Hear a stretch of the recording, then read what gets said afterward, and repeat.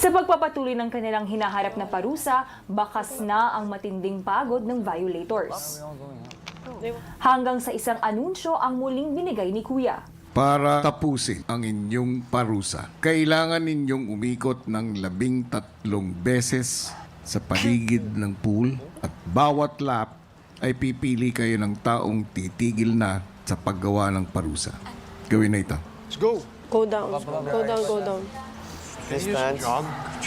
Kuya, nung in-announce na po na patapos na po yung punishment, at doon po ako kumuha ng lakas, Kuya. Kasi ang tagal yan po naming hawak buhat po yung libro, Kuya. So, sobra po yung saya at relief po nung padulo na po, Kuya. Do we all agree si Sofia? Si Carmel muna. No, it's fine. Kaya ko pa. But it's no, yung mga mabibigat. Kaya ko. Yung iba. Si Anton or Joaquin. Anton or Joaquin. Kuya, ang top of the mind ko talaga kahit ang sakit na nung braso ko, ang arms ko. Ang naisip ko po talaga, Kuya, yung mas nahihirapan kaysa sa akin, Kuya. Lalo na po si Anton, Kuya. Sofia. No objection. Kuya, we have decided yung lalabas po sa lap 1 ay si Sofia po, Kuya. Tinatanggap ko to. Thank you, Kuya. Lakad na agad. Lakad na agad. Lakad na agad. Lakad na agad. Lakad Good na, job, lakad na. Sofia. Good job, Sofia.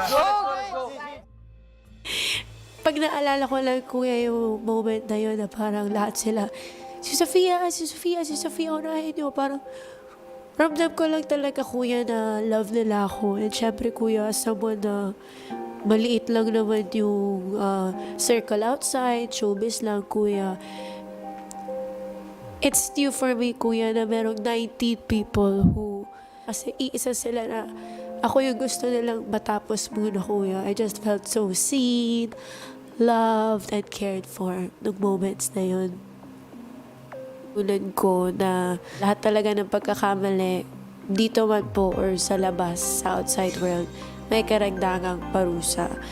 And it's a lesson po to be more cautious with our actions, Kuya.